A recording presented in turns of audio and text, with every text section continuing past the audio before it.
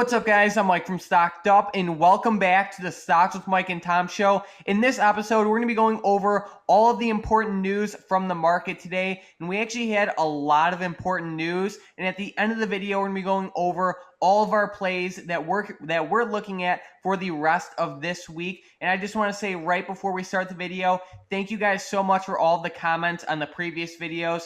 Comments really help grow our channel. Tom and I really appreciate it. So thank you guys so much for all the comments. If you guys aren't subscribed already, don't forget to subscribe. Tom and I really appreciate all of the support. But with that being said, Tom, let's get right into today's video. Yeah, the S&P 500 posted another loss today as it did close lower than it closed at yesterday, and that's a bad sign. Three red days in a row as Congress passes the long-awaited COVID deal, CNBC reports. And a lot of people were expecting the market to rise off of this news, but it seems that once again the market has went against the majority and ended up actually slightly going down or consolidating here within this range. So the S&P's pretty much been trading between this range that I have posted on my chart, between pretty much over the whole entire past day, even going back into last night. So it's been a pretty much just going nice and flat and sideways and not making too big of a decision yet. But I will say I am slightly leaning to the downside and being slightly bearish on it. But it's just one of those things that we'll have to see what happens. Donald Trump is expected to sign this new bill into law over the next couple of days. So whenever he does that, the market might actually go up off of that news. We'll just have to see what happens.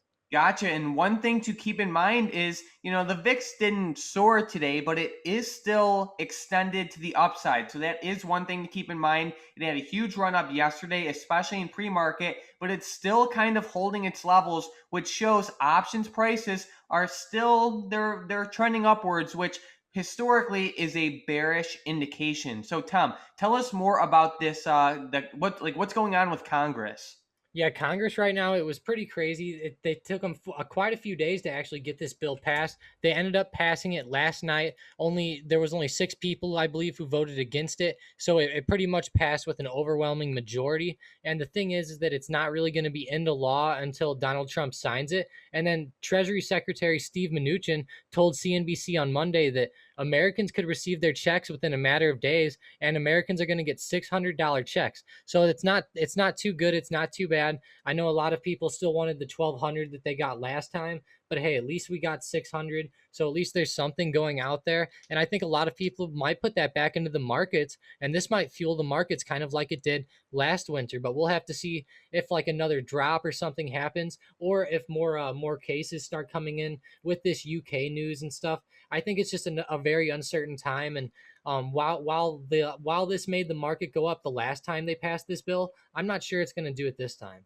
Yeah, we are in a totally different situation compared to last time, but it's definitely some good information nonetheless. But what is going on with Apple and Peloton? Those stocks literally have just been skyrocketing for the past day. What's going on? Yeah, Apple did really good. They're actually getting into the EV market. There's been a lot of news coming out that Apple's looking to create a electric vehicle car, and it will have some AI capabilities, and I believe it'll be able to drive on its own, similar to how Tesla vehicles can, and it's going to be all electric. And it looks like they're going to try to do this as soon as 2024 per investing.com. And this is a really insane revelation, is Apple's been coming out with a whole bunch of new stuff lately, new iPhones, new M1 chips in their laptops, which a lot of people like. And then these new electric cars. I mean, man, if Apple makes electric cars, I don't know if there's any end in sight for Apple. They've had some splits in the past, and they just keep running up and just keep innovating. And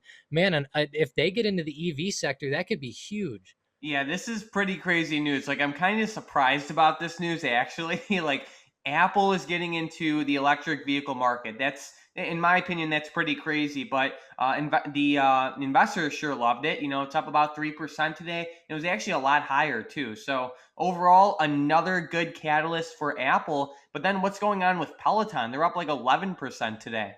Peloton did pretty good. They bought another equipment manufacturer called Precor in a bid to boost their U.S. manufacturing presence after there's been a bunch of supply delays. And this has actually helped Peloton. And you can see Peloton actually went up off of the news, which is fantastic. And I just really like this purchase. It's going to help them create more stuff and help them actually reach those numbers that they had actually forecasted. They forecasted like 300 to 600% growth or something over the next few years. So they obviously need to create a lot of manufacturing to be able to fulfill those orders. And I think it's just a good buy right now. And you can see how much it really made them skyrocket. And I'm not saying to buy Peloton right here because it looks like it's up pretty high, but man, it just seems like a stock that's going to keep going up. And I know that they are projected to do pretty good over the next few years. Yeah, Peloton is one of those companies that COVID really helped. They were trading around $18 back in March. Today they're trading a little over 160, and their company just totally transformed in a good way this year. So overall, I think they're doing pretty good. But like you said, they are a little bit high right now. And then I saw that Walmart was down a little bit. What's going on with them? Yeah, this is actually a pretty good value stock, and this might actually worry a lot of people. Is that they fell 1% after the U.S. Justice Department sued the retailer for allegedly fueling the opioid crisis in the U.S., according to a court filing. And they pretty much said that Walmart was giving out unprescribed drugs to people and stuff like that, like opioids and different different substances that people can abuse. And that's just obviously bad for Walmart. I don't think it's going to hurt them in the long run, but it is a very bad thing, and they might end up having to pay quite a bit of money off of this, as the opioid crisis has been considered a pretty serious thing over the past decade or so. Yeah, no doubt about that. And like you said, they really the stock price didn't really get hammered today, but it is pulling back from breaking all-time highs a couple weeks ago. So I'll definitely have my eyes on Walmart.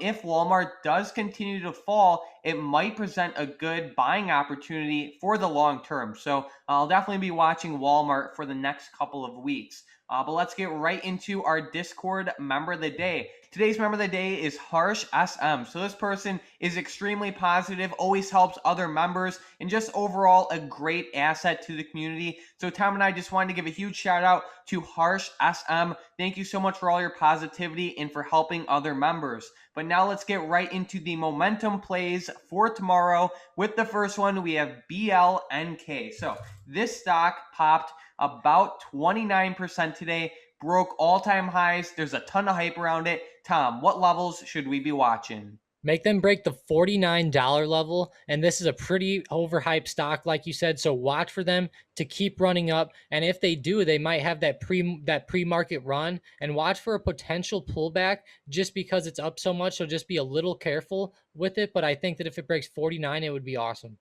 One thing to keep in mind is that we are coming to the psychological $50 resistance level, which can definitely be a strong resistance level. And another thing to keep in mind is the last time it had a huge run up like this back in late November, it pulled back pretty hard. Went from about $35 all the way down to 20 in less than 2 weeks. So just be careful, because looking at history, this stock pulled back pretty hard when it had this set up. With the next one, we have WDC.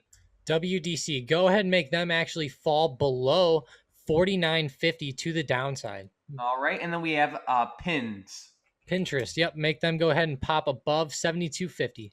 All right, and then we have Workhorse.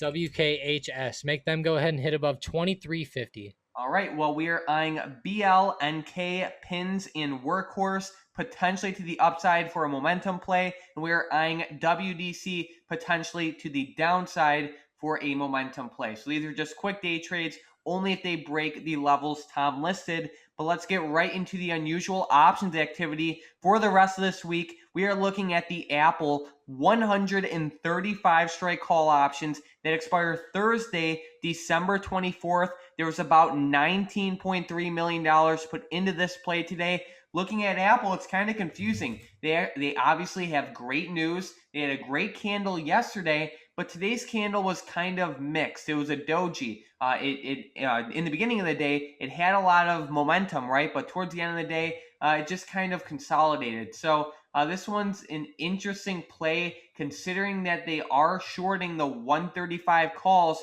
I would think that they're probably selling like a covered call. And another thing to keep in mind is that we have a short week this week. The market's totally closed on Friday because of Christmas. And then for Christmas Eve, which is Thursday, the market has a half day, which historically is pretty slow moving. So really, tomorrow is the last full day of trading for this week. So I would think that they are shorting these calls or doing like a covered call or something like that. So let's get right into the questions from the previous episode. With the first question, we have Eric saying, guys, love your show. I listen every day. Please share your thoughts on FUBO. It's running up pretty good. Long term and short term, thanks in advance. So let's take a look. FUBO, obviously they are just exploding. Looks great. I have not researched this company fundamentally, but overall it looks pretty bullish. Like I would say for the long term, the only thing to keep in mind is kind of like BLNK. When you see stocks with just insane run-ups, when they pull back pretty hard. So I like if you do like this stock for the long term, and like if you can catch it on a pullback, that can be an amazing entry. What do you think?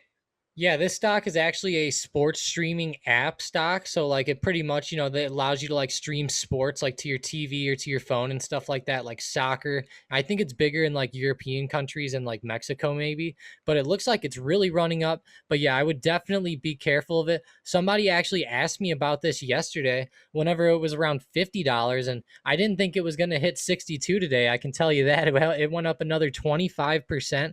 It looks like it just keeps running, but definitely watch for a pullback on it. I don't see it running all the way up to like $100 a share or anything like that. I just don't see that. Just watch for a pullback. I think it could definitely have one possibly over the next few days, especially with all this volume coming in. I just really think a lot of people are going to start taking profits eventually. Gotcha. With the next question, we have Andrea saying, thanks for the daily videos. I love your content and respect your opinions and insight. What are your thoughts on Fastly? I'm having a hard time identifying resistance and support since its recent drop after earnings. Well, thank you for that question. Tom, what are you seeing? Yeah, let me get to the daily chart really quick. On the 5-year daily, I actually have a support down here around $97. I really like that. I really see this over here as almost being like a head and shoulders area around the 103 mark. So that could be a pretty good support if it starts heading to the downside here over the next couple of days. And you can see it hit right around that 100 to 103 area quite a few times and then ended up going down. So watch for maybe for it to actually hit off that area this time and go up, similar to what it did a couple weeks ago. And it just looks like the stock is running up pretty decently. I know that they went down on that bad earnings play, and it looks like they ran all the way down to right to where we saw this one red candle on their way up. So I think that would be a pretty good support all the way down there around $61. But I'm not sure it's going to hit that again, just given how much it's went up over the past few weeks. I see two supports. The first one is the $75 area, and then the next one's actually pretty close to the current stock price, and it's the $100 area. That level acted as a resistance level in the past, and when a stock goes above past resistance, that resistance becomes a support. And then the next resistance level I see would be the $115 area. So the closest support is 100. If it breaks below 100, I see 75, and then the resistance is 115 for me. With the next question, we have Phineas saying, great video. Please check out PSTG, HUYA, and Under Armour. So let's get with the first one, PSTG. I'm not sure if he likes this for the long term or the short term. Looking at it for the long term, it looks pretty decent. Their all-time high is around 29, and they are bouncing off support right at 10. I think it looks pretty decent. What do you think? Yeah, I would be interested what they do. Watch for another resistance here around the $24 area, but if they break above that, it looks like they could keep running up. I'm not sure what they do, but it looks like they do something pretty decent to have recovered this much. Yeah, it looks like storage. And then he was also asking about HUYA. HUYA. Yeah, this one actually, it was looking like it might actually start recovering here, but we hit this big red candle today, and it looks like we might start heading back to the downside. I would say I would be pretty bearish on this one, at least in the short term. Gotcha. And then with the last one, we have UA, which is Under Armour, which has not been doing well at all lately. They're just like, especially looking at like a max weekly chart, they're definitely not doing good. Even looking at their Class A shares, which is UAA, they're not doing good either. Overall, I would personally not invest in this. I think there's better opportunities, but it just depends. Like maybe you're looking at this for short-term puts, but for the long term, I don't like this. Yeah, I don't either. It's way too volatile. And actually, I'm really surprised to see that. I haven't looked at Under Armour stock in forever. I'm really surprised to see them all the way that they hit $6 a share. I mean, man, I can't believe they got that low. I kind of forgot about them, to be honest. Yeah, me too. It's like, we always talk about Nike and all these other companies, and it's like we always talk about Under Armour, but we don't talk about it like in the stock sense. Right, yeah. With the next question, we have Matt saying, your opinions on EH would be appreciated. So this stock's actually popping off. What do you see, Tom? Yeah, this is popping off. Really watch for a pullback again. I know I sound like a broken record today with the pullbacks, but man, these stocks keep popping up like this, and I just think a lot of people need to be pretty careful with them. And this stock was actually ended up closing slightly, like it ran up in pre-market, but then ended up closing lower than it actually opened. So I don't know what to think about it. It is running up. I'm actually pretty neutral on it. I mean, what do you think?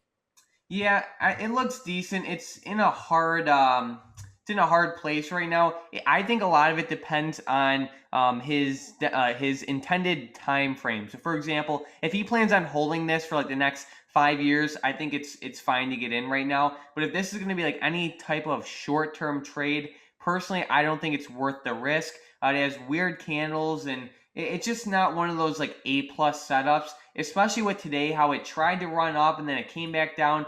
I don't love the setup overall. Maybe if it can break above the $28 or $29 level, then it can be good for a day trade. But yeah, that's my opinion on it. It looks like a decent setup. It's definitely not one of those like home run setups though. Yeah, I agree. So Tom, do you have any last minute stocks, options, or any insight for the market for tomorrow? The big stock I'm actually going to be watching for the next couple of weeks is going to be CAT. This stock has been exploding this year. It really recovered ever since the virus happened, hit all-time highs, and it really looks like it's going to start tapering off and possibly coming back to the downside here. And I have a few long-term resistances on this chart setup here. And I just really think that if we start falling below this trend line here, possibly like once cat falls below 176 or 174, I think we could start to really see cat start to fall back down. And I'm not saying they're going to fall really far back down, but I think that they could easily fall back down to like 173 or even the 170 resistance that was back here, just given how much that they've ran. And also the Dow is up quite a bit as well. So if we start seeing any type of pullback on the Dow, I think that we're going to see a big pullback on CAT as well. And if we go to the Dow, you can see it's actually starting to break through this trend line and head to the downside. So I'm going to be pretty worried about the Dow and the overall market over the next few days, especially with this UK news. Good stuff. Well, thank you for sharing that. And thank you guys so much for all the comments, the likes, and the new subscribers. Thank you guys so much for the comments. We really appreciate it. If you guys are new here, don't forget to subscribe. Tom and I post brand new videos every single day. And don't forget, we have a short week in the market this week. Thursday's a half day, closes at 1 p.m. Eastern time. And then Friday, the market is closed. So thank you guys so much for watching this video. If you have any questions, let us know in the comments down below. But other than that, thanks for watching.